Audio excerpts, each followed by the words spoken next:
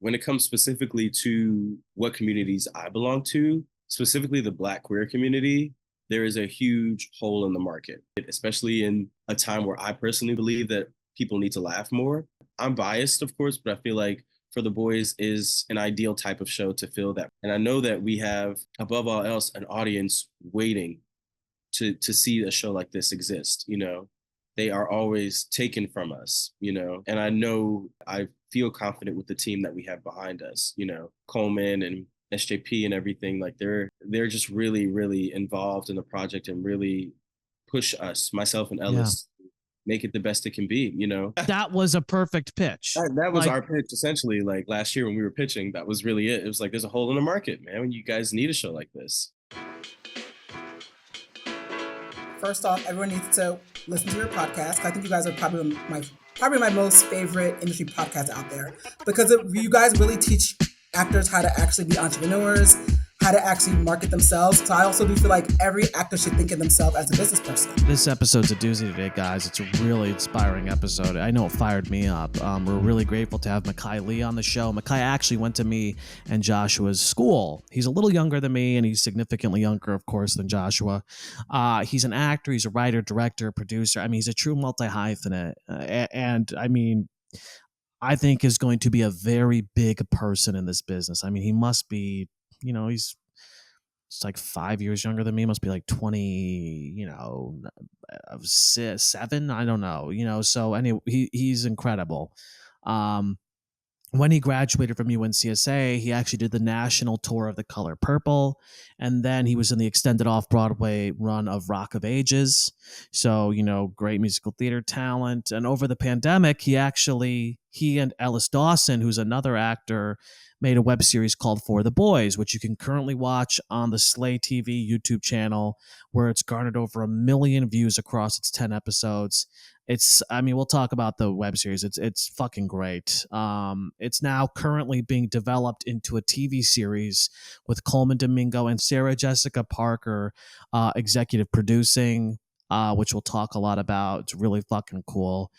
Before we dive into the episode officially, though, I just wanted to ask you to like, subscribe, and hit the notification bell if you're watching on YouTube, and be sure to follow us on your favorite podcast listening app. And if you're feeling extra generous, leave us a review on Apple Podcasts.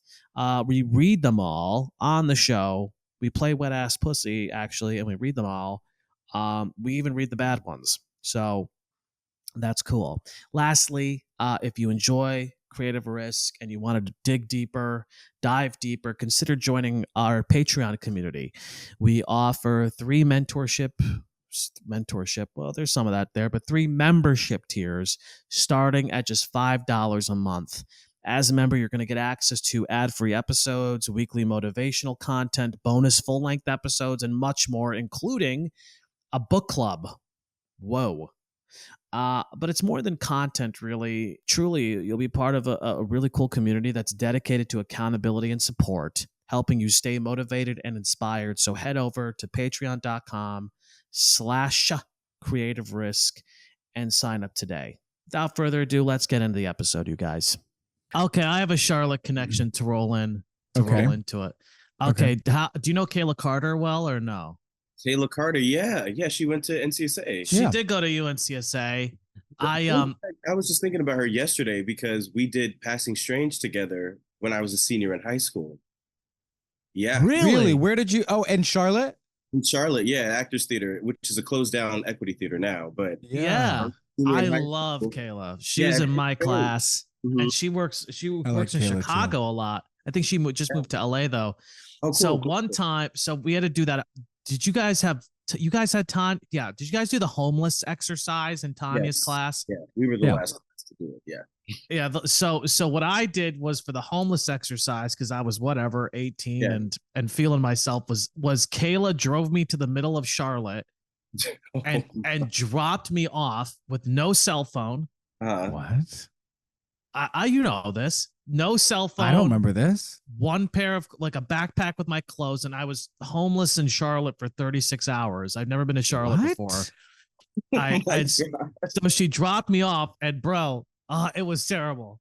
It was terrible. What did you do? I'm curious. What did you do? Literally just I slept in a bush outside the children's museum. So I slept. I slept on the campus of the children's museum, like behind a bush, and I just like cried. I was so cold. No, it was freeze. It was so cold. And then Kayla, and then literally Kayla came and picked me up, and then I literally just like I was just like oh man, I was just like Mike's crying. like, I don't know why these homeless people do it. They bad idea. Exactly. I was like, who made this choice?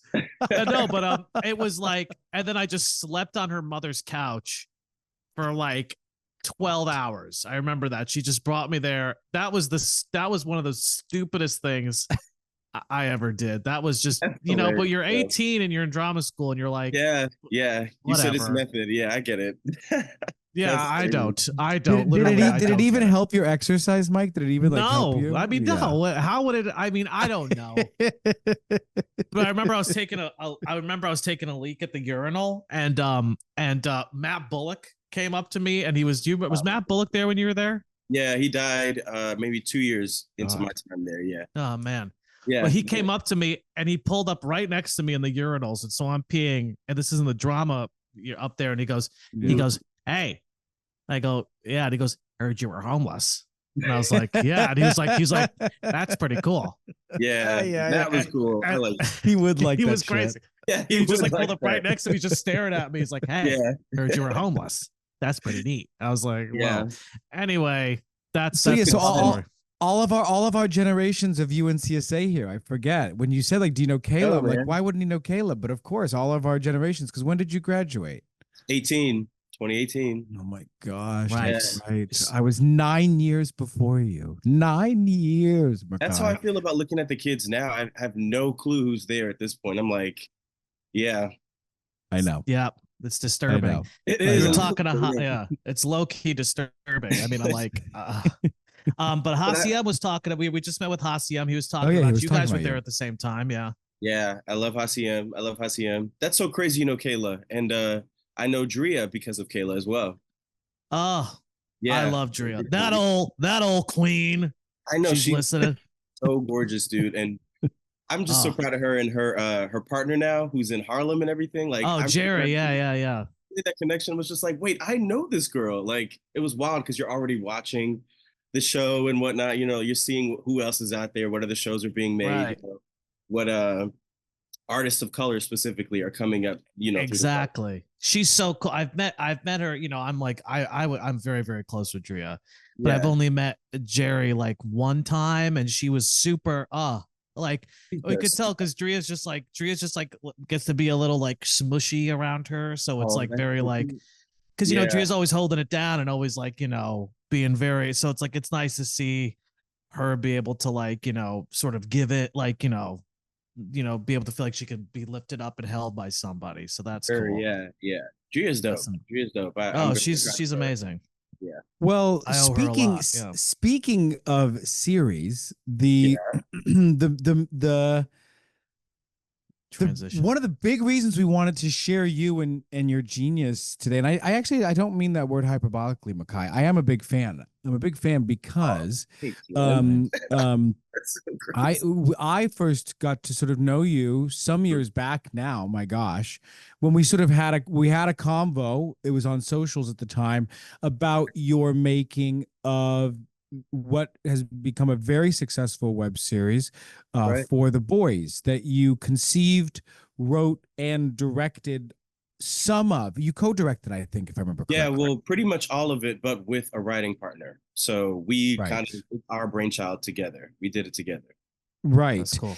And one of the things I love about this, like what really gets me going, is I have always been super interested in web series, but the ones that really have been able to find some traction, because it's much easier said than done. But there are all these examples of web series that have done really well. I think I was reading that you were actually inspired by Issa Rae's Insecure, which was, of course, originally, I think, Awkward Black Girl, which was on YouTube, and High Maintenance, which is an incredible show.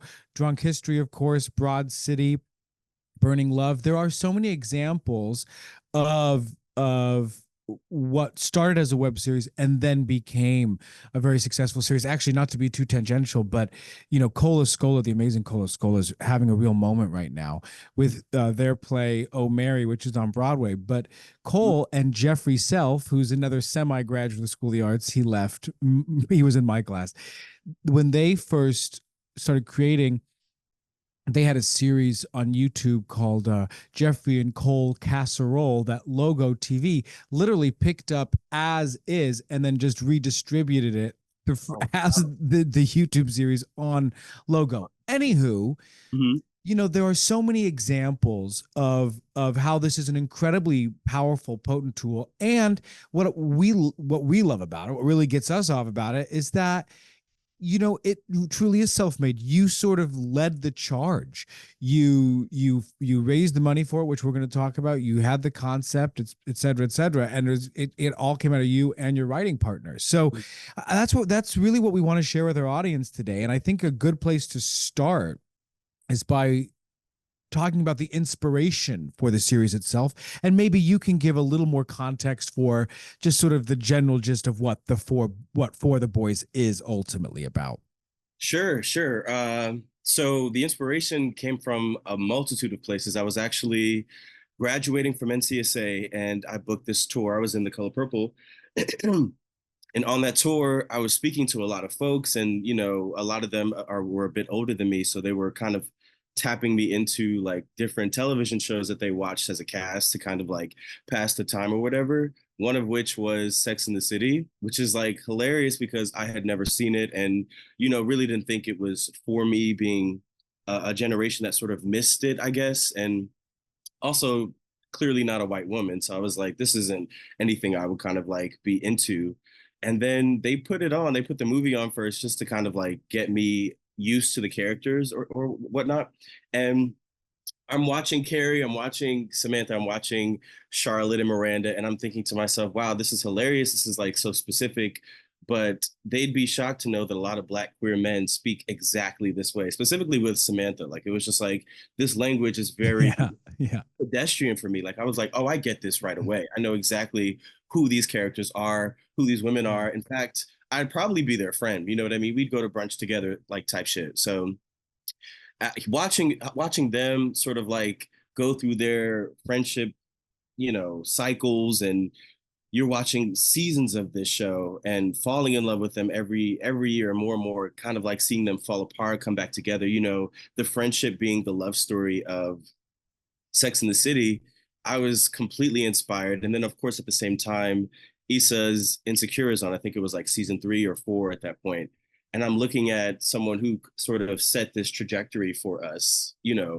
In hindsight, this is what it sort of felt like. You're like looking at someone be like, who made a web series and brought it to HBO in that way. And, I'm also a huge fan of Broad City, huge fan of High Maintenance. So I'm looking at all these examples, as you said, and then you see Sex and the City and you're like, oh my God, that's the formula. That's how you do this. You know what I mean?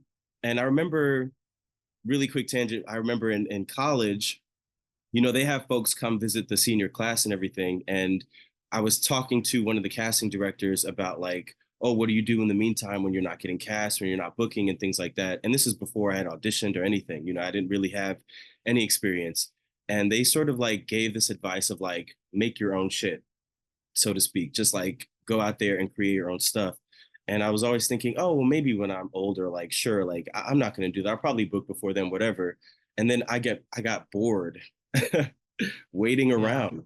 Honestly, I was like, this is really annoying. Like, I'm auditioning all the time, or even during Color Purple, I was in the show doing 8 shows a week, and you're like, it's the same thing every night. And then you have a day off and then you do it all over again for 6 days. So I just needed something to put my mind to. And then here's Issa, and here's Carrie, and here's Abby and Alana. And I was just like, you know what? I'm going to make something for myself. So to make this story short, I wrote something. I kept showing it to my friends, and everyone loved it. They loved the camaraderie and the chemistry, sort of the like humor of it. And then I showed a friend of mine, Ellis, who was a photographer. And I was like, dude, I want to make this by myself. Would you be my cinematographer? And he said no. So I was like, all right, well, dead end there. And he said no. Yeah, he said no, absolutely not. So I was like, okay, well, what do you do now? I ended up getting into another show, and then Ellis called me for something and asked me. He told me he was writing something, and he was like, "Hey, I want you to act in it, actually." And I was like, "Dude, I would rather direct this with you than be in it. We can cast our friends instead of like trying to cast me and our friend Lamont or whatever." So he was like, "Okay, cool. Let's see what we can come up with together." Lamont Walker, he's so good. He's so beautiful. Yeah, he's awesome. He's awesome. How do you know Lamont? That's so crazy. MJ. Oh, yes. Yes, totally. Yeah. Yeah. Lamont's awesome. He's great. Yeah, so good. So I would go to Ellis's apartment pretty much every day after my show. We lived around the corner from each other.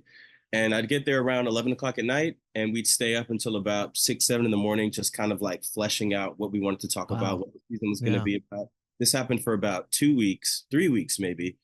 Just every single night, I'd go home around 7 in the morning, sleep until 2, get up, go to the show, do it all over again. You know, that was my life. And then you were doing Rock of Ages, I think, at the time. I was, yeah, New screaming World? every night, you know, rocking out.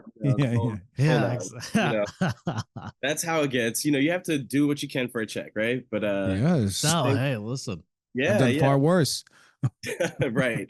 Actually, it's cool because that's how I met. Well, I actually met Wesley before that, but like I met a lot of Wesley's people, and web series were on the mind in that cast because everybody was creative around there. You know, they all wrote their own stuff, but they had sketches and things. So it was just always around that you could make your own stuff, you know. Yes. And we get to March 2020, which you guys already know what's around the bend from there. And we're like ready to sort of like show people a script or something. And then everybody freezes. The pandemic happens. Nobody's speaking to each other for about 3 or 4 weeks, unless it's virtual. So Ellis and I just took all that time that we had and started like writing 10 episodes. We were like, if we can get 10 episodes on paper, then we can actually show people something or like pitch for grants or whatever may have you. So we write 4 episodes actually, and we first let our friends read it to see if it's bullshit or not. Like, hey, is it funny? Do you guys like it?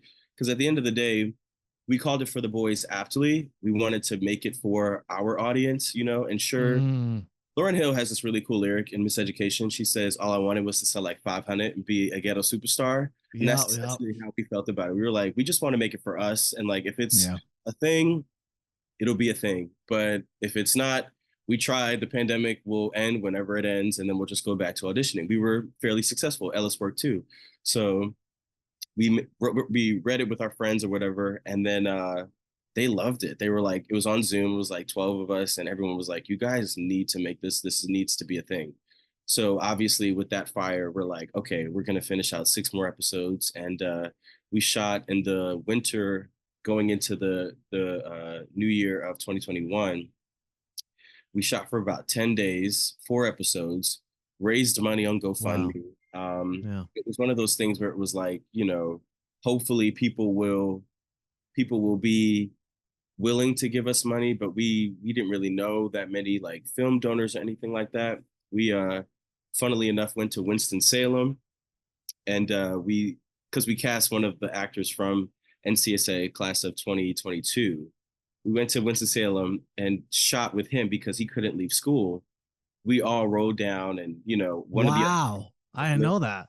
Yeah, one of the actors lived in Raleigh. He hadn't moved to New York yet. Then there was Lamont, me, and Ellis, and we drove from New York, from Brooklyn, to Winston-Salem, and we shot like on like pockets in Winston, like pockets of the campus and stuff like that, like these little like, you know. This wasn't Drew stuff. This wasn't Drew, was it? No, Drew was from Raleigh, and he hadn't moved to New York yet.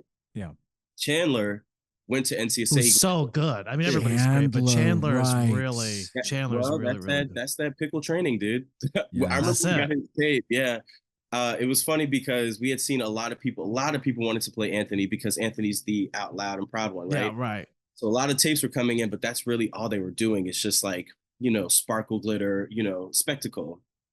And Chandler brought something that was just I was wondering why I wasn't cast. Right. But it was so earnest coming from Chandler. It was just so, there was like layers and depth to it. And so I remember getting his tape, and Ellis had like 2 people he showed me and was like, yeah, these are our Anthony's. I was like, yeah, you think so?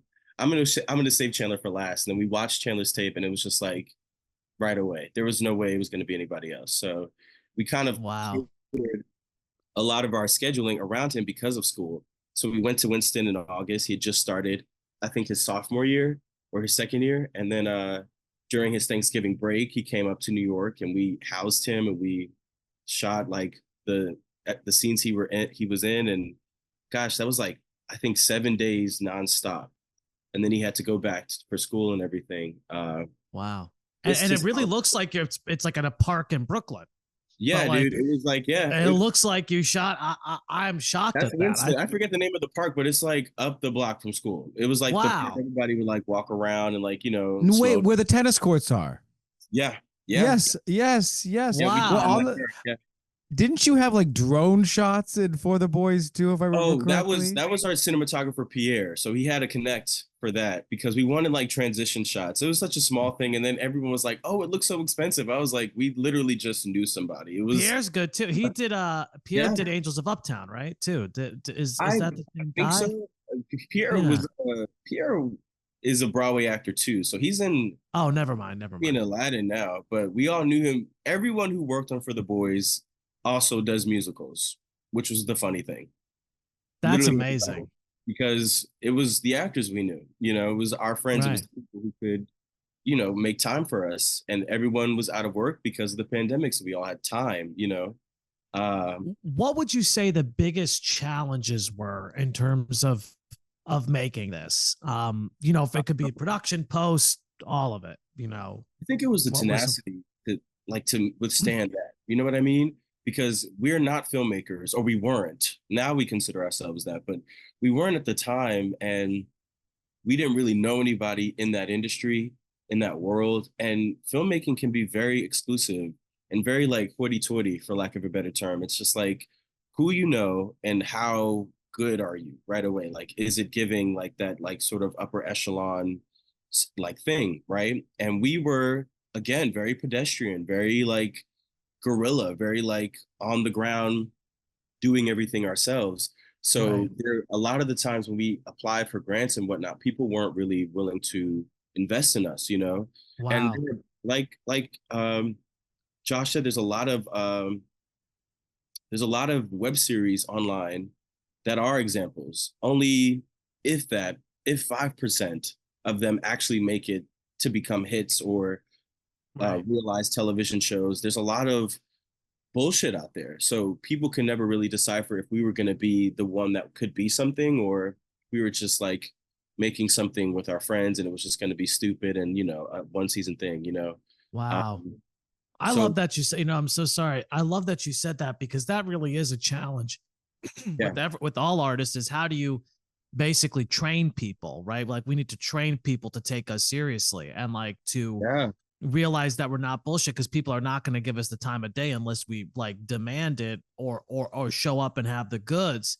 And it's interesting to hear you say that a big hurdle was really being taken seriously and being credible, for lack of a better way of putting it, because there is such a barrier to entry with film, because you're right, so much of it, it's like, oh, all these fucking movies look the same, they're all paced the same, they all have like, they're all, and I love the word that you're using is that pedestrian, I would say real, like your shit feels real. It doesn't feel like it's like an artsy fartsy, like, not that there's anything wrong with that, but it's like, how do you, and it is very well shot. It's well edited. I mean, it's well crafted. It's incredibly well crafted, but it's not pretentious. Yes, exactly. And that's the perfect word for it, because we didn't want it to feel pretentious. We wanted it to be accessible. Like we weren't going to hide it on Vimeo. We knew we were going. You know what I mean? We made it for our people. So it's like the artist in me knows that Vimeo is where everything is. If you want to see something cool or like some really awesome short film, my friend Tej made a dope short film and it's on Vimeo. Lollygag? Yes, exactly. And now he has more coming out. Like Tej is a star, right? Most of his stuff is going to be hosted on Vimeo. I knew that the layman who works at the movie theater and just wants something that gives Sex in the City but is for him wouldn't know to go to Vimeo to look for it. he'd be Sure. on YouTube just like, or Instagram, just scrolling and be like, Right. this looks like something I'd watch, you know? So from a What? marketing Yeah. standpoint, Please. we knew we Yeah. had to like think about it that way, you know, but please, I want to hear that question. Well, Well, no, no, this what you're getting at is the most important thing, you know, when it comes to, I think, a lot of the success, and I think Yeah. that's what you're gonna say, Josh. Sorry to cut you off. Is you know, the owned audience that you grew with this is like, you know, at the end of the day, you know, you guys were able to build a direct relationship to your audience. Can you talk about really why you think this registered? First off, who was your audience? Sure. How did you, these are kind of basic questions, but who was your audience? How did you decide that those are the people that you wanted to speak to in the first place? And then why do you think that, how much were they present in the creation process? And why do you think they registered so much? But that's 6 questions, but why do you think they registered so much with the piece after it was made? The audience specifically was Black queer men who did not see themselves on television. Yeah. I remember when Ellis and I were writing, we were watching Issa's Insecure, and she has a gay brother in there. And it was always a thing of like, oh, I want more from him. And then it was just kind of like, oh, that's her brother. You know, they would never really dive into who that is. And we were like, I want an Insecure for us. So if we wanted to see it, we felt like all of our friends, all of our community, all of those folks at home who love Insecure, who love Sex in the City, who loved even to an extent Noah's Ark, you know, they wanted to see something that represented them in today's world. So that was the audience we knew was ours and the audience that we wrote for. We named the show For the Boys because of this quote we stumbled upon. It's actually in the top of the first episode that, of course, I'm blanking on right now, but it's essentially Is like it a James Baldwin quote? Not a James Baldwin. No, quote. no, it's like completely unknown. Like, dude, I can't remember how I found it. I was scrolling on, I think, Twitter or like Pinterest or something, and I wasn't necessarily looking for that quote. But when I saw it, it was like kismet. I was like, Ellis, this is the audience. This is who we're writing it for. You know, those Wow. those specific Black queer men who are afraid of their vulnerability or use that vulnerability as a shield. You know, who would rather hide behind their out loud queerness or hide behind their awkwardness, their timidness, you know, who use different aspects of their personality as covers for who they actually are, you know. And as we move into the show, or as we move forward with the show, with what we're doing now, we're realizing that a lot of it is shedding away the illusions that we, or shattering those illusions that we create for ourselves to enter into the world and really truly be these realized versions of who we are, you know. And so when we were writing it initially, that was the audience that we were speaking to. And so I forget what the third or fourth question was. It was like, no, well, and how much of a consideration? Well, why do you think it popped off with that audience in the way it did? Like, what do you think? What do you think it spoke to you? It totally had to do with the fact that when you sat down to watch television as a Black queer person, you didn't see yourself, you know, or you saw yourself on the side of somewhere, or you saw yourself in the 80s with Pose, or you saw yourself in drag on RuPaul's Drag Race. You know what I mean? There was never like, well, who actually am I? And what is the spectrum of what it is to be Black and queer? Because in mainstream media, you have an idea of what that looks like. And it's usually something like Billy Porter, you know? That's usually kind of the extent of it, you know?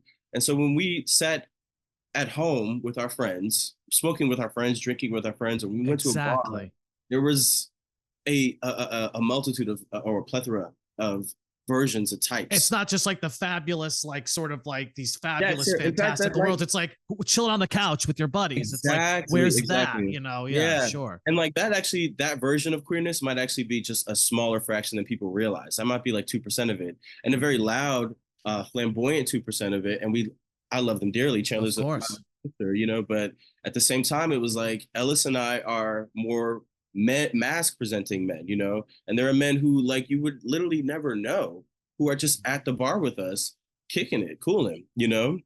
So it became a thing of like, how can we represent this spectrum with these 3 characters, you know? And that's why all 3 of them are so different, you know.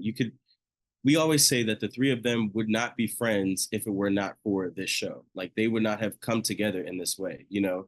Each of them brings such a different vibe, a different energy to what the show is, and it actually makes it kind of perfect to write for, because we know the voices so well. We know who or what they're going to bring to the table, so to speak.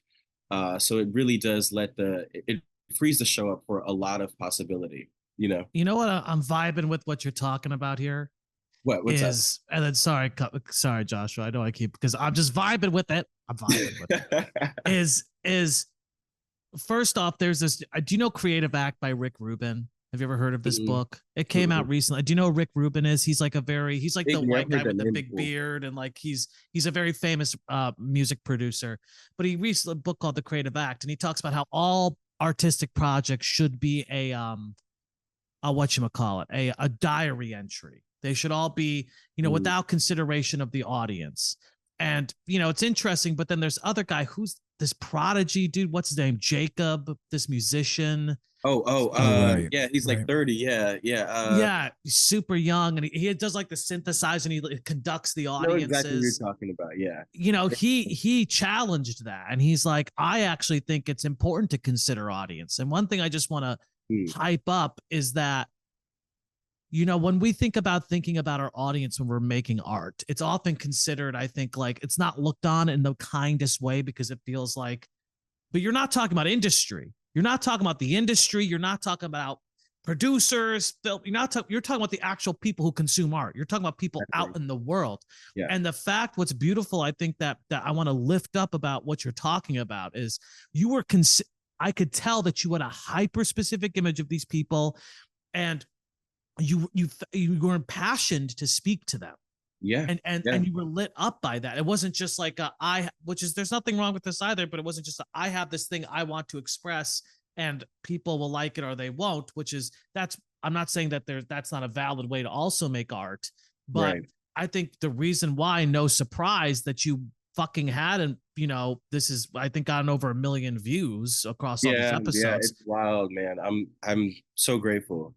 But I actually have two things. It's because you were considering their people. Sorry, for sure. And I have two responses to that. One is that I think we didn't move from a vain place. Ellis was asking me to be in it, and I did not want to act in it at all. And so it didn't become necessarily a vehicle for us to put our performance on display. It was really just about the story, these people, these characters who needed that, And so I think removing ourselves from it on an external factor, sure, it like helps like people take it seriously for what it actually was. But internally, it removed us or what we thought people might want to see from it. And it really became about, what does this need to say? Who does this need to speak to?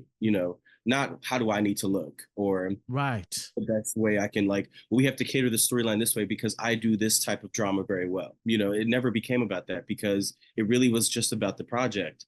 And the second thing I have to say is that recently in development, we were working on something in the pilot, and there was a moment that Ellis and I wanted to keep, and we were getting a bit of pushback on, and I had to tell our collaborator essentially that outside of everything from the network, the producers, the fact that the show is getting larger and more people have to read this pilot or whatnot, this show is called For the Boys. So if we're going to make that show, then certain moments like this have to be in there because it's speaking to those kids who experience this. Now we can write it in a way so that it doesn't come off like they had a concern about it coming off sort of like we didn't want it to be hacky, and like I agree with that. So we had to shift how it was coming off, like the approach we took to it, but it didn't necessarily mean getting rid of the moment. It meant reapproaching the moment or shifting how you worked with what the cards that you had at hand, So I'm grateful for my collaborators for hearing me out and listening to me on that, because they're really great at that. But they also know what works in the grand scheme and what works for the network and, all of that. So that's been the lesson of like, we're keeping our integrity, but also kind of like still having to make everybody happy in a way. You know what I mean? Yeah. Well, 100%. Just to say, I know you had a target audience. I was residual audience then, because that was a big experience. Yeah, that was it was years ago that I saw this series, and I still remember like you talking about sort of the show not being pretentious. There's this great slow but effective and really trusting party scene, I remember. Yeah. And I remember there's the great scene on the subway station. I think Lamont's character goes into hooking up with that guy. Yeah. I remember the park scene with Drew. There's so many scenes that I remember. Yeah, me too. And Mike, you remember how excited I was about that. I loved it. Oh yeah, So I think it's say amazing. this Yeah, because I'm coming a middle-aged white man, so here I am living for the show. Yeah. Just to say, Mekhai. Mm-hmm.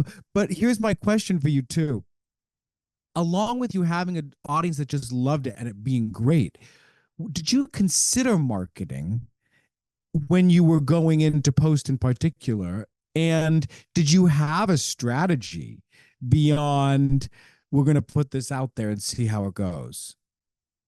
Yes, but that strategy changed as we gained more audience. So initially, do you guys remember the Fire Festival? Remember that whole like yes, yeah. Remember that guy like posted a bunch of orange squares, right? And it got everybody talking about what these orange squares were. We watched the documentary. yes. Ellis and I are big doc fans, so we watch a lot of documentaries. And this The guy, Fire Festival doc, yeah, to get the Fire Festival like in people's brains and mouths was he posted these like orange squares and had a bunch of like influencers and celebrities post them at the same time so that everybody could see what this orange square was and go to the page and then find out about this festival. Obviously that was fake, but we weren't. So we took that idea and we made a poster for the boys, and we had all of our well-followed Broadway friends, you know. I mean, I couldn't even name them all now, but just like folks like Lamont and Gerald and, you know, a bunch of people we knew and we were in shows with. And we did like what we called a social media jumpstart. We posted this poster and then our first little 30-second teaser trailer as 2 slides. We were like, can you post this at 12 p.m. on Monday, September, whatever it was. And everybody post at the same time so that everyone will just wonder what the hell this is, you know? And then we had everything ready to go.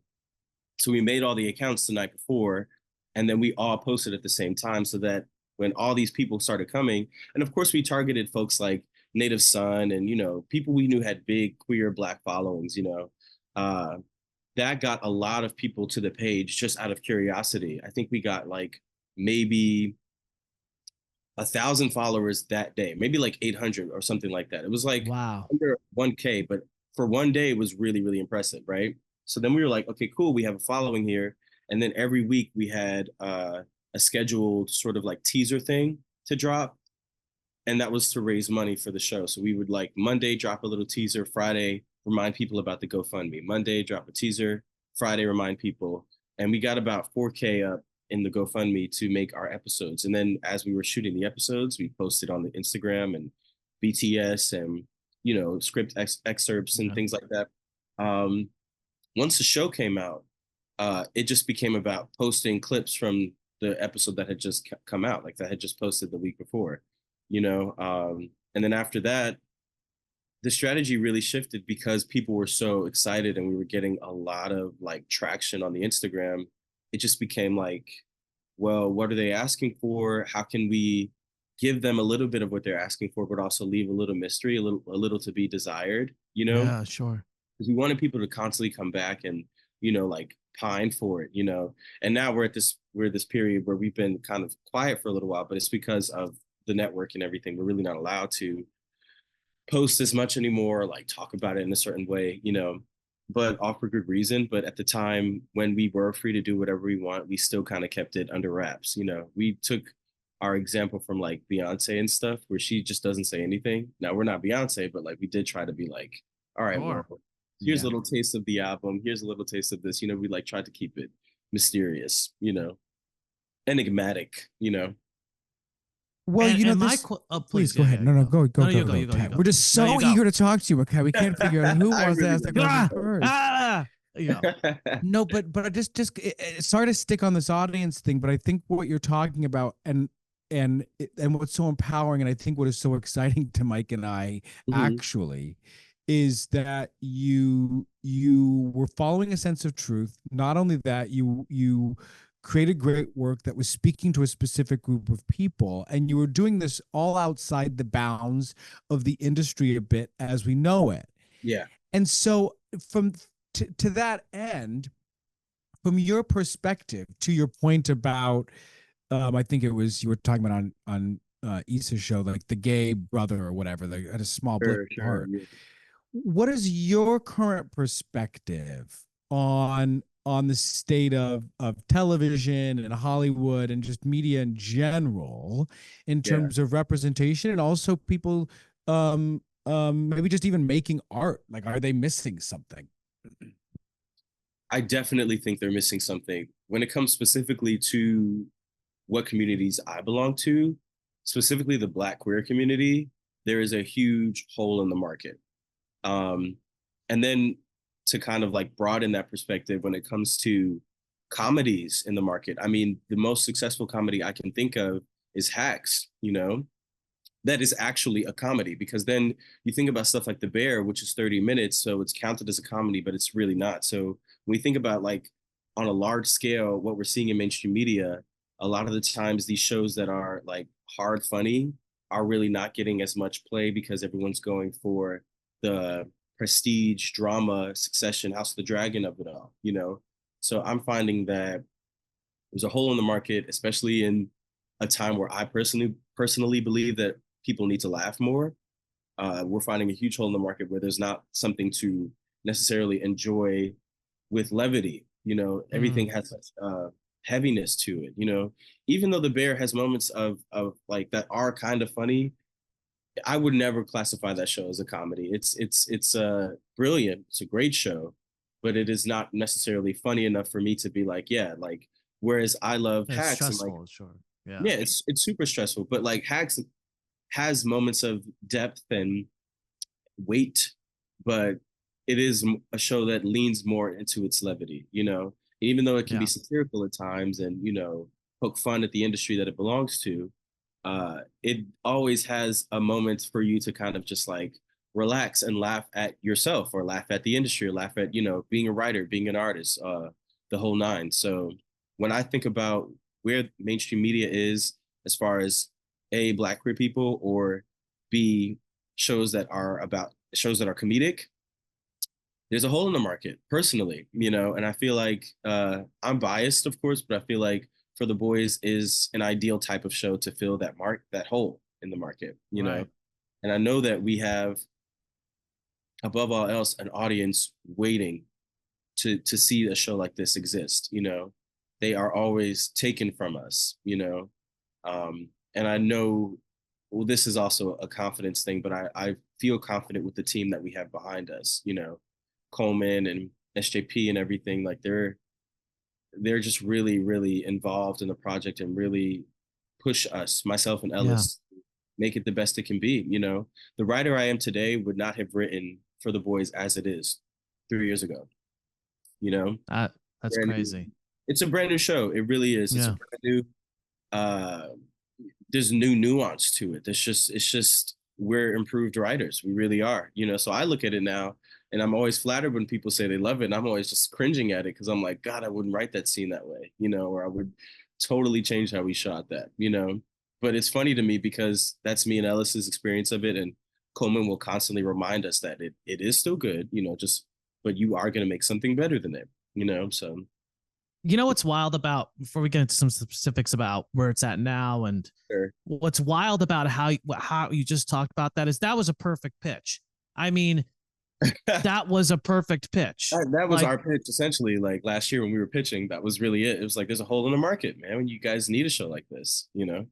And the confidence that you have, and you know, it's wild to think about this, you know, and that's why. You know, one thing I think all artists need to do, everybody needs to ask, frankly, you know, I even do this now, like I teach Shakespeare. I when I teach Shakespeare, I say this, I say, what's severely lacking right now in that you're seeing in art, in the artistic community? Because why the fuck, you know, now I sound, you know, but you're using this language too about, then why do it? If nothing is missing, then what's the reason? Then what's the reason? You know, and so, you know, it is important to operate from that perspective, because if you're operating from that perspective, then you can speak with confidence right? Like you have supreme confidence. That sounds like I don't know what that sounds like. That sounds like a self-help book. But you have a lot of, I know that you probably but in the way you just spoke about that, you have a ton of confidence about it because you fucking know, because you know for a fact that this is not here. Very true, but only because I've been proven. It's been proven to me. You know, Right. If you had asked me before the show came out, I would have like put this veneer of confidence on. You know, Sure. But I think what we speak about when it comes to veneers of confidence, or like the mask that we put up for people, that's exactly what For the Boys touches on, and I think that's why it has a lot of residual audience members, because it isn't just about being Black and queer. These characters just happen to be Black and queer, but what they're experiencing is universal friendship and the the fallouts that happen with that. The veneers of confidence that we put up for each other, timidness, authenticity, remaining authentic in different spaces, things like that. Like that's something that everyone can sort of relate to, whether you're in our industry or not. I remember when somebody wanted me to make one of them an actor, and I was like, I don't want to do that because that is a very specific experience. I'd rather make them somebody who works at the post office, a random office. You know what I mean? Somebody that's like a regular person, because that's you hear me, a regular person, but like I do think actors are regular people, but someone who does not. I know what you mean. Yeah. So, yeah. Well, so I want to briefly, like you just, by the way, casually mentioned Colman and SJP. Yes, that SJP. And we're going to talk about them because that's so fucking exciting. Yeah. But I just super quickly want to talk about the fundraising component for this early steps, because I think you did 2 different campaigns, if I remember correctly. Yeah. And I think you used Kickstarter. So can you just speak a little bit about what the process was and for fundraising, and why you fundraised for more money shortly after raising the first round? So we used GoFundMe actually, but initially we were raising for the entire season. I think we were asking for about 10K. We were thinking $1,000 an episode would be okay. We only raised about 4,000 of it, and we use GoFundMe because if you don't make your goal, you can still take the money. They don't take it from you. Yeah. So we were like, okay, we only have $4,000. We can't do all 10, so we're just going to make 4 and see what happens. And when we released those 4 early 2021, as the show was coming out, it was just getting bigger and bigger and bigger. So we were in the midst of editing the 4th episode. We were like, we need to put a little like teaser together at the end of this episode and say, like, if you want more of these episodes, then donate to our GoFundMe. It's give us more money. Yeah, give us more money. Exactly. So once that episode dropped, it was wild, you guys. We got like $3,000 in 2 days just from people who were watching the show, and it was a collection of like $5 here, $10 here, $15 here, but so many people donated that it accumulated to about 3K in 3 days. So then we took that GoFundMe. Mind you, we spent $4,000 of it, but right now there's 7,000. So the number looks really nice. We took that to donors. We were like, people have given us $7,000, not telling them that 4,000 of it was already spent, but like they were like, they were like, oh, okay, so here's 1,000 more. Here's 1,500 here. So we ended up in total getting about 16,000 before June of 21, which is that minus 4,000 would be, we got 12,000 more to make the remaining 6 episodes. And then we told Colman and them and everybody we were pitching to that we made 10 episodes for 16,000, and they thought we had, won the lottery or something, or invented like some new way to filmmake or something. Because to us, it was like, yeah, that's what you do. And to them, they were like, 16,000 for 10, like people do 10 for 1, and we didn't know that. We had no clue. We're like, well, we cheated a little bit. We didn't really pay people. We pay them in food and hugs and Uber ride. Of course. So Well, this gets to the next question, which is really, how did the relationship with Colman and Edith come about? How did it begin for you? Edith Productions. Via GoFundMe. It was unreal. I was asleep in my apartment. Ellis calls me and he wakes me up and he's just like, bitch, get online. I'm like, wait, what's up? What's wrong? He hits me up. He's like, we have a message from a Colman Domingo on GoFundMe. I was like, that can't be real. There's no way. Like, that has to be fake. I go to On the email, GoFundMe, nonetheless. on GoFundMe. He's like, would like to speak to the creators of this, period. That's it. Would like to speak to the Wow. creators of this. We were like, okay. So then we emailed that person, the email that was listed, and it was like a hidden email. So that's what made it like feel real. Like you couldn't just like click it and there it was. You had to like find it or whatever. We emailed him, we set up a Zoom, and the first question he asks is, does anybody else own this? We were like, no, it's just us two. That's it. He was like, okay, how do you feel about me stepping on as executive producer? Because I think you guys can go to the next level with this. Wow. So of course we're like screaming, crying on the phone. It was just like really exciting. Also because Colman is kind of the ideal person in the industry to step into this project, you know? And there have been other people like who expressed light interest, Titus Burgess being one, but no one ever really followed up, you know? And Colman has made his interest and adoration of the show very consistent and very evident, you know, which is always like, he cares, and he made sure we knew that. And then that embarks us in, and the show hadn't finished premiering yet. So he's giving us notes on the show as the episodes are coming out. And Wow. we had like 3 or 4 episodes to go. This is September, October of that year. And he's like giving us notes on it. And he's like, here's where you can improve this, or like, here's where this would make more sense earlier in the season, stuff like that. Then we started putting together a little pitch deck, like a little Bible of the show with Colman. Like, it's like us three are on here right now. It'd be me, Ellis, and Colman, just like 6-7 hours just writing together. He crazy. He's a lovely guy. I really love him. He's really awesome. He's really made himself very available to us.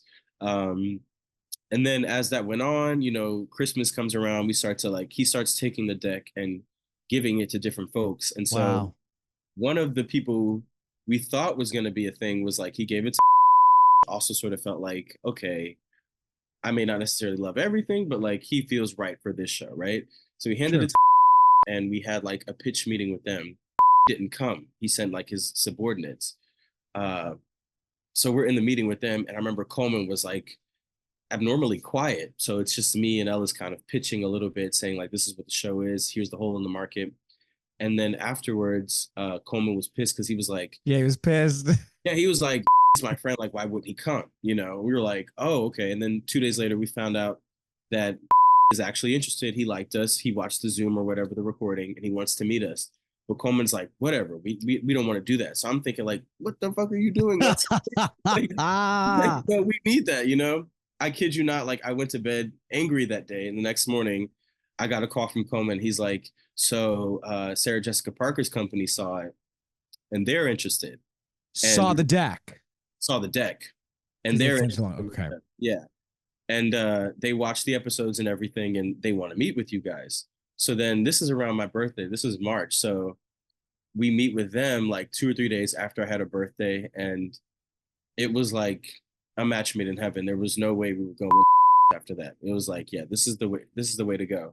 And, well, especially with what you're going back to what you said at the beginning about, you know, being so drawn to that. Exactly. Yeah. And what was it about them and the way they communicate that made you go, this is a match? Like what felt like a match? They didn't want to change anything. They wanted to keep the integrity of the show intact. They wanted to improve upon, but not shift anything. And we had been in a couple of meetings where they were like, we always joke that like certain places would be like, oh, but what if they were zombies or something? Because they just didn't get what the show was about, because they would always try to shift something that made no sense, you know?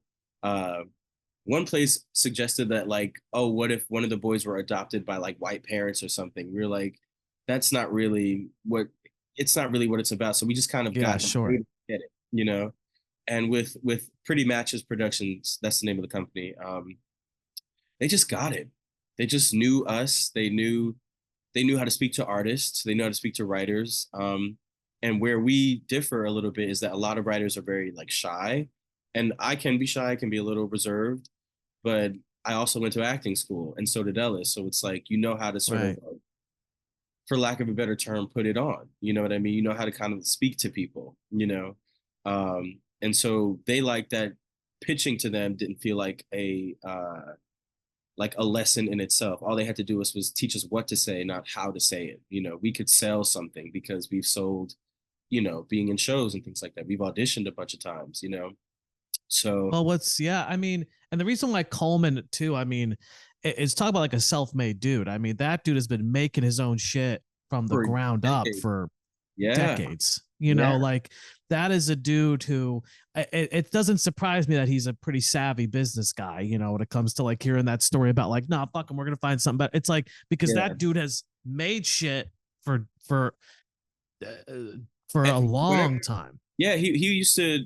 Well, that's one of the things that connected us with him because he liked our tenacious spirit. He was like, I like that you guys saw the market and filled a hole, and didn't just kind of be like, oh, well, when are they going to call me? You made the market call you, And so he has Yeah. always been that sort of artist. When the phone wasn't ringing, he'd write a one-man show, or he'd take people's pictures as a headshot photographer, which a lot of people don't know he did. But yeah, he was like doing headshots in his 20s, I want to say, just to like make ends meet, and he never viewed it as struggle. He viewed it as the life of an artist. That's what you do. That's what you have to do until you don't have to do it anymore, and so Incredible.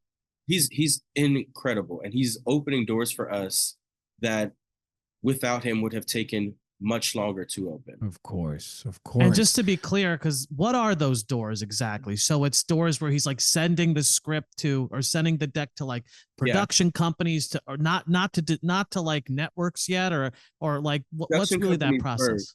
Yeah, well, those doors specifically, but I also meant like those like metaphoric doors where it's like if Colman were not in the position as a Black queer man that he is in, it would have taken longer for us to make anything, or be taken as seriously as we are, And now this guy's Oscar nominated. At the time, like he didn't even have his Emmy yet, Now he's like wild.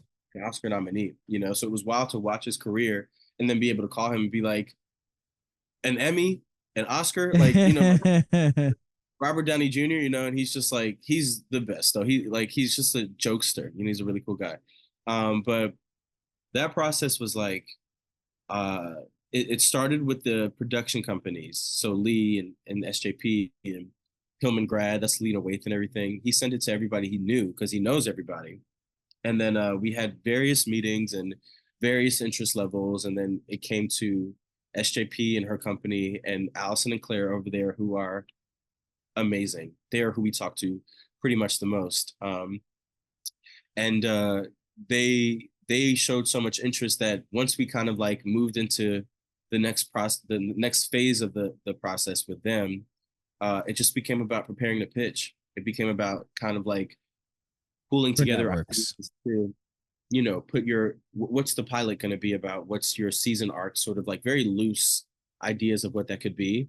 And then sort of like writing out a pilot like outline, essentially.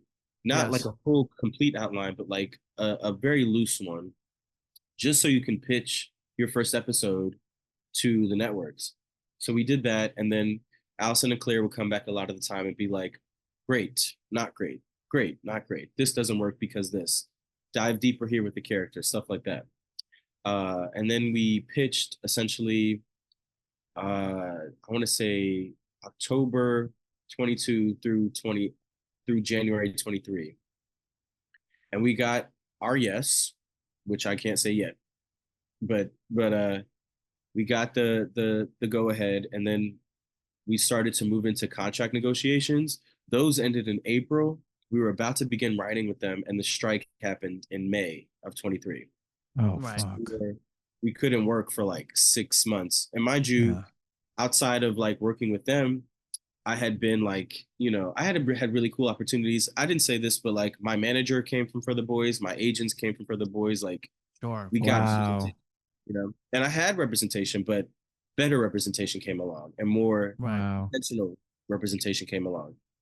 So a lot of the times my reps would get me, like I had this really cool opportunity.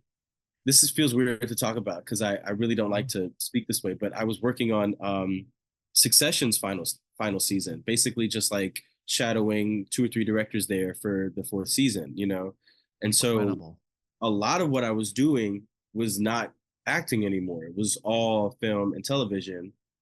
And when the strike happened, all of that just ended, not just For the Boys, but everything I was doing work-wise. So you get to this place of like, what the hell am I going to do now? You start to feel very real doubts. Talk about a creative risk, because it very much started to feel that way. And then thankfully, when the strike ended, he just gave us a marketing clip, Mike. There you go. Yeah, Keep going. but in October, when the strike ended, thankfully they reached right out. 2 days after it was over, they were like, Wow. "We on board," so. And that, so the network is so sorry, but or whoever, network streamer, whoever, the mystery person who said yes, the mystery company, they're financing the first episode. Is that how, or it's a combination of the production company and the distributor financing this first episode? Is that how that works? Well, that's when we move into the financing part of it. Right now, we're just coming to the end of the development phase, which is writing the pilot. They have to have something to show the bigwigs. So like, there's like the creative execs at the network, and they essentially talk to us about what they want to see, what they don't want to see, what they love. Yes. And then we actually have to outline it, send that to them. And mind you, this is all how they pay you. You write something, you give it to them, and they give you money for it. Exactly. So you write the outline, and then you write the actual script, and then you get notes on the script. And I was about to make a specific joke about the network, but I can't say it. But I was like, sure. Essentially you write the outline, the pilot, and then you get the notes on the pilot, and you get the notes on the pilot, and then more and more people at the network read it, and they like this, and they'll be like, oh, this intern read it, and they're closer to your age range, and they said they really love this humor of it, or they had a question about like what Anthony does, like what's his job, stuff like that. We'll get like specific notes. Yes. It's usually a good sign when the notes get smaller and smaller, because if it's like, oh, we just don't get this character, you have to kind of rehaul what's going on, like go deep. And you're getting paid, as you're going along. They're paying for different drafts or different, exactly. Copy. Yep. And the reason why I want to talk about this is because I know this is, quote, people are like, this is the boring part. This is a big part of what I think is important, is being very transparent. Because people don't know how this shit works from the ground up. Like you did. Yeah. I thought like, oh, we sell the show, and then now you run into, writer's room, and you get your pilot going, and it begins. But it's easy for everybody. But because we had established IP, but we were unestablished writers, we had to go through a bit of a development phase. And I think everybody does a version of development, but it might take longer or shorter for whatever, like Mm-hmm. I was gonna say, I forget the guy who made Euphoria, but Sam Levinson, right? Levinson, When he came to make it, the first development process took for him, I think, maybe like 6 to 8 months. But Issa's development process for Insecure's first season was like 2 years. Granted, we're not in that position, thankfully. I'm knocking on wood, but it hasn't been to the place where it's like, okay, every time they come back, it's gonna take another, however long, but 4 months, 5 months for the next whatever. Yeah. And that added 6 months because of the strike, which was hell. It was the worst, but I'm glad they came back and still made their interest apparent to us. And that's what we've been working on since, I'd say, like top of November is when we started getting paid.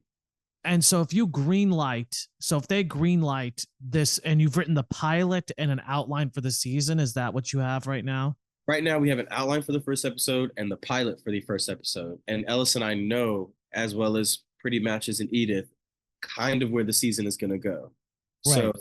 So they'll say, so hopefully the next phase is that they go, yes. And then is the next stage to write they commission you or whatever to write the rest of the season? Do you guys go into production with the pilot? What's the next step? I think most likely what'll happen is that we'll move into pilot. If we get greenlit for just the pilot, then you make that and you give it back to the network, and they say, yes, here's 9 more episodes. Or they can say, here's 10 more episodes, and go off and do that. Which I think becomes like, and see, this is where I have to talk to my producers because they know, but it becomes like you move into writer's room, and you start to draft the whole season, break story, and then you start shooting all 10 episodes. But wild. What most likely will happen is we'll shoot the pilot first, and then they'll be like, we like it, here's the remainder of the season, the remainder of your money, you know, which is also how Insecure happened. They did the pilot first, and then they did all 9 episodes, and then after that, they would get the seasons ordered. I'm also curious. No, I was going to briefly go back to the bringing on SJP and Pretty Matches, because I'm just curious why Colman, why, for example, couldn't Edith Productions be the primary and then take it? Why was he interested in bringing on another production company? And is that more complicated from a development standpoint to have both sides? I don't want to misspeak here, but I think because Edith is still relatively new. They don't have a lot of projects under their belt, you know. So I think they have one film which is slated to come out early next year, and then there was us, which we aren't even finished with, you know, the entire creative process, you know. And he took us on when we were still just an IP, you know, we were still on YouTube. I think that's why he needed a co-prod situation where makes sense. Because Pretty Match's biggest show right now is And Just Like That, which is, you know, obviously Sarah's going to produce her own show, you know. And so they have a lot of shows under their belt, and they have a current show on HBO that's doing fairly well. It's doing pretty well. So it helped with having both of them on board. That said, they don't want to add that many more people, because then it does get, like, right now we are splitting it 3 ways. It's Edith, Pretty Matches, and me and Ellis, you know. So once you start adding more people, it gets weird, and right now it's pretty evenly split. So, like, that's, you know, a good situation for everybody to be in. It's I mean, these are there's we have 2 more questions before we look, because you've been so generous. But one thing too, you know, there's something I really want to point out here that's just really affirming for me, and just like, it's also my, like, right now we're talking about the pretty highfalutin shit. Like, you know, we're talking, because I have 100 questions about, like, oh, are you guys going to start your own production company? You and Ella, like, you know, how do you manage? Say again. I would love to. Yeah. Because, like, but there's all of these high, like, the where you're, but it is amazing to me. It's something that how this happened was because you grew something yourself. Like the fact that Colman found you through your marketing. It wasn't like you sent a cold email pitching somebody, or you had somebody even connect you. You know, you grew an audience online, and therefore gained his attention. And it's crazy, because what's, and this is my opinion, take this or leave it, may not be true, but what's a hard thing to continue to understand, especially coming out of traditional institutions like we did, was that is the way. You know, very few people just get plucked by the industry, like, you know, and work their way up that traditional ladder. Like you grew something and added value, and proved that you guys were needed on your own. And then, per your point, like what Colman said, the industry took notice. And it's like, it's just wild that, like, when people think about where to spend their time, it's like, oh, I want to get to these industry people. I want to that's kind of low key, not a waste, but also kind of a waste, because it's like, what do you have to show them? What do you have to offer them? And this is a free resource. You know, what's amazing about this moment, even though it is very overwhelming, is that entertainment is democratized. It's free. I mean, like, we can all grow our own fucking, like, you know, audience. And I want, because right now you're playing with big boys, you know, and girls and people. And so it's like, but to that point, I also think that, well, let me start by saying I completely agree with you that Issa has this cool quote about not networking up, but networking across. And that's essentially what we did, because A, we were bored, B, we saw a hole in the market, and we really wanted to, like, fill that gap essentially. But it still feels like a climb, you know. It might look from the outside in like someone's been plucked from something, or like had this really cool opportunity. But it definitely feels like I still have to, you know, prove myself consistently. You know, when it comes to writing the script, we were so nervous because we realized that this is the first time we'd written for all these people. They'd only seen what we made, you know. So if it didn't like live up to their expectation, they could easily be like, thought you guys were it. Never mind. You know what I mean? It was never like, Right. it was like a really scary thought for us. Thankfully, it's been super, super affirming because one, you know, you could tell when you're writing something that it depends on your taste level, of course, but you can tell when you're writing something, if you like it, then someone else might, you know. But it was really affirming to see people really, really compliment the script and like compliment our writing specifically, you know. So, That's awesome. but we have to work so hard to prove that to them, you know, because no one is really looking for uh to kind of educate you, you know. You have to educate yourself, you know. And so a lot of it came from time on shows like Succession. I also like PA'd for shit. I wanted to watch everything that I could, you know. So I Yeah. really was like, you know, hitting the ground running. Like I was just like anywhere, anytime I could be on a set, I was on one, you know. I worked in locations, I PA'd, I did background, you know what I mean? Not like background acting. I would like uh sign the background actors in essentially so I could watch how the Yeah. director directed them, you know, and on all types of shows from Law and Order to Childish Gambino's Donald Glover's Mr. and Mrs. Smith, you know, it was like, and everything in between. Right. All the shows shot in New York, and if I could get my place on them, I took whatever job I could get, you know, just to learn, you know. So now that when I'm course. applying that knowledge to writing it, I can better picture in my mind, oh, well, this is what Jesse did on Succession. This is how he wrote this. And this is how it ended up hitting the set. And then this is how it ended up looking on screen, you know, or Yeah. I was, you know, on Law and Order, this is what the director, who was brand new every episode, would just come in and kind of like talk to the showrunner this way or do it this way. It was like it helped with the writing process. It helped with Yes. even speaking to these big dogs, like you're saying. You know, I just had a little bit more experience, but it's because I put that time in, and I will always do that because it doesn't just happen. It doesn't just like, Right. oh, if I talk to this one person, it's there. It's like, yeah, you'll talk to them and they'll like your personality and they'll think you're awesome. But when it comes down to the actual work, they've worked to get where they are. And so they want to see that you're willing to do that work too, you know? And every opportunity can be, you know, it's like that's the thing too, is how many people do we know, you know, they do get freak opportunities, but, you know, they don't leverage them, or they get that freak opportunity. You know, how many people do I know have been in series regulars on shows and they haven't worked in 5 years? It's like, Yeah, yeah. and it's an opportunity can be, you know, this business is fickle, and it's not just like, I think you're putting it in a positive way, which is like people just want to see you work, but nothing is, you're never coasting, you know, No. you're never just coasting. Yeah. If you're coasting, you're sinking. Honestly, it's like you have to put some, you know. Yeah, I love that.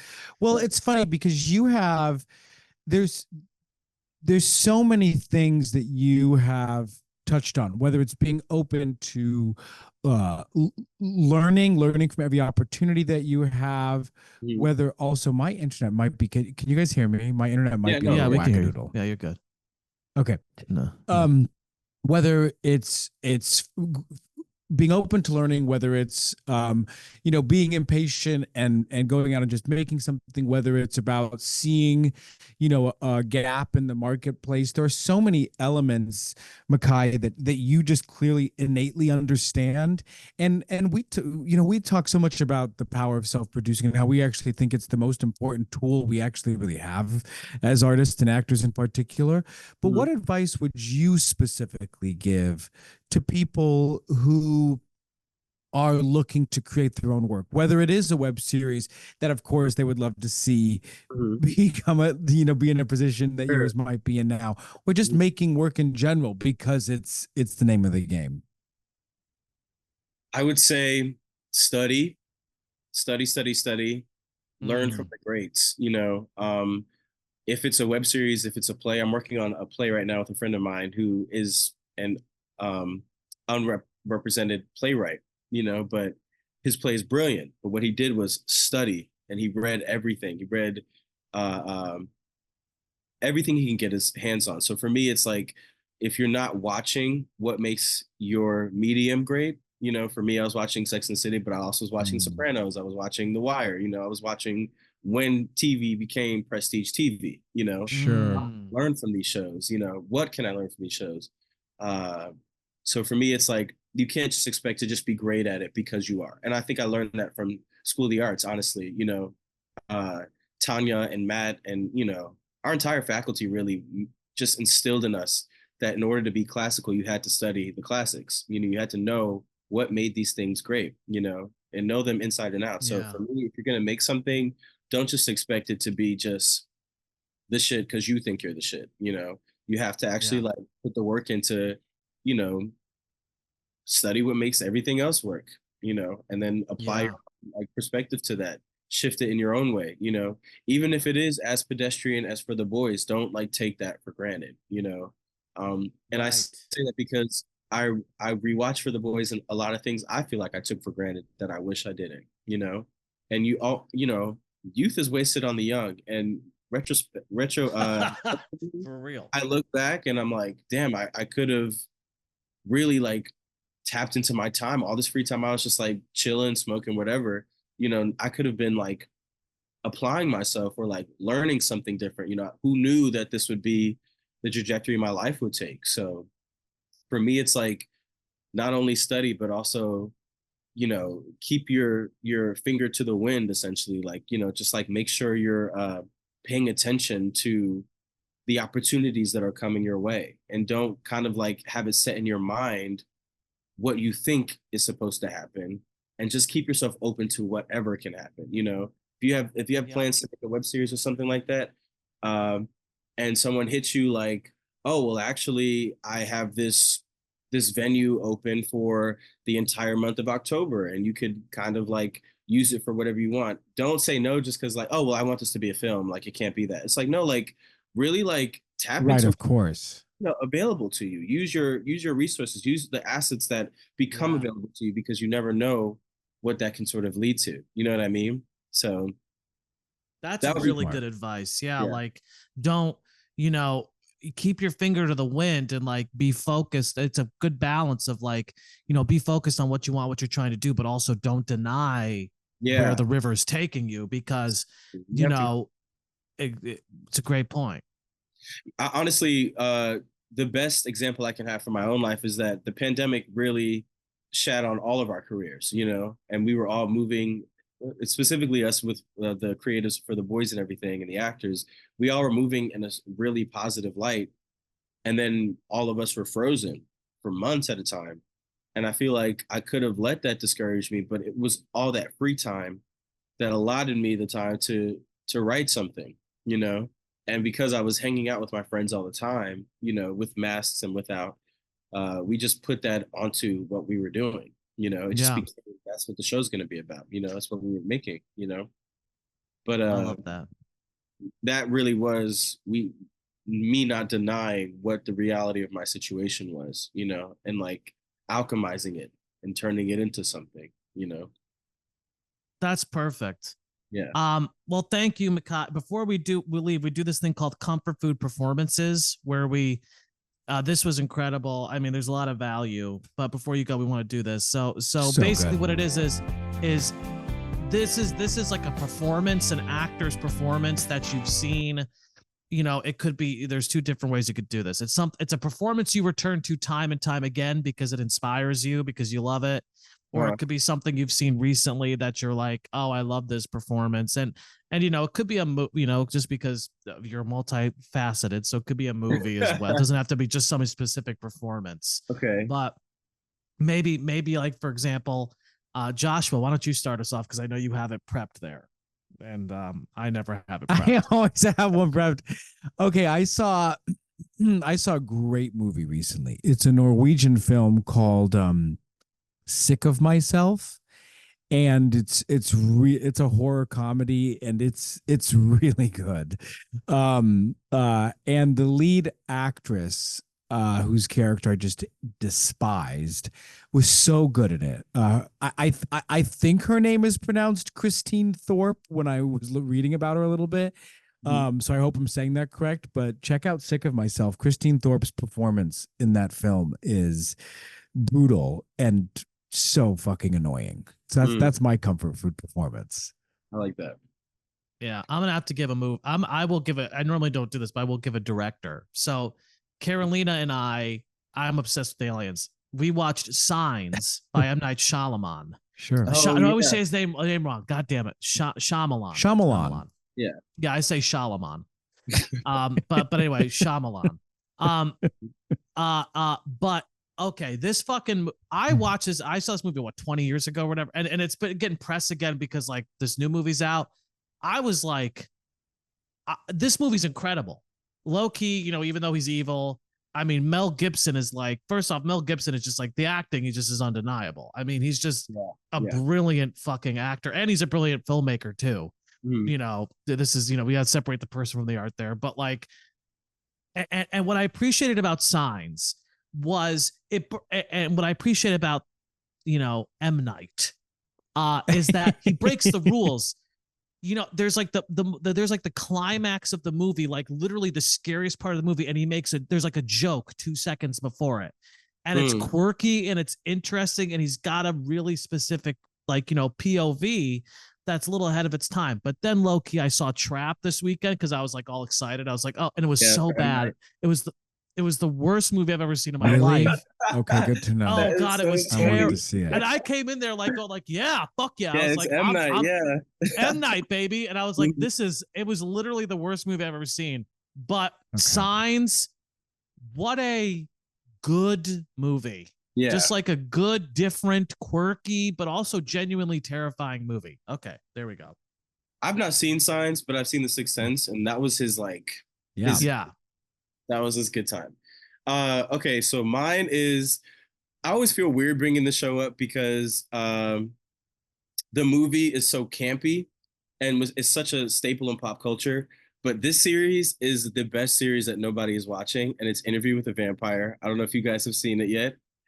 I haven't. I love the movie. Yeah. It's fantastic, and not at all what you're expecting when you sit down to watch it. It is so hauntingly beautiful. It is brilliant. It is brilliant, and I'm not exaggerating. And the second season's premiered this year, and Sam Reed is playing Lestat. Yes. Oh my God, he's in like an episode or two because, you know, you've seen the movie, so you know that like Louis goes to New Orleans and stuff, and Lestat's gone for a while. He comes back and he is like just so brilliant. I just was really taken by his acting, and now they've just got renewed for a couple more seasons because it is again the best show that no one is talking about, that no one is watching. It is fantastic. Wow. And it would have been fun if it was just campy and like fun and vampires and stuff like that. It's rivaling. It's on AMC, so I don't know if you have AMC Plus or whatever, but I watched it on Apple TV, and I might start it tonight. That pilot is very strong. Also, the guy who plays Louis, Jacob Anderson, he's from Game of Thrones. He played, oh God, what was his name in Game of Thrones? He was like Daenerys' little like I forget the character names. Can't remember. Yeah. I only remember your series, apparently. I have no memory for anything. Mike can tell you. Well, Game of Thrones stars because all their names are like Daenerys, the Parius, of the House of Parius. It's all shit he like wasn't that. really a huge role in Game of Thrones, but he's the lead in Interview with the Vampire. He plays Louis, and the pilot is fantastic. Sam Reed plays Lestat. Jacob Anderson is Louis. Eric Bogosian's in it. Eric Bogosian is in it. He plays the interviewer. He's the guy. He's Daniel Malloy. He's fantastic. And also, side note, love Eric Bogosian. Love Suburbia. Yeah. Love him. Yeah, he's great. He's great. Him in Succession's great. Speaking of Succession. Oh, right. He was in Succession, too. I was thinking of the play he did. The Judas. Oh, yeah. He's in a couple plays, but he played the devil in one of them. He's fantastic in it. But yeah, Eric is great in this show. This show is so brilliant. It's up there with Mad Men and Breaking Bad. And so, speaking of the devil, I saw Mekhai play the devil. Oh, yeah. Well, that's the play I'm talking about. That's Damn Yankees. Last Days of Judas. No, Last Days of Judas is scary. Yeah, there it Yankees. is. Yeah. Last Days of Judas is scary because I was visiting school and Quinn was like, "Come see it," and I remember that show was wild. Yeah, that was fun. You were great. Thanks, man. I studied Eric Bogosian because I was not sure how to take that one on, and so that's what introduced me to him. And He's then so that's crazy. He's great. But another actor creator. Well, Mekhai, listen, you're the real deal. We're so grateful that you spent the time and so, listen again. Our second convo in some ways around the series, and to hear where it's at, where it's going.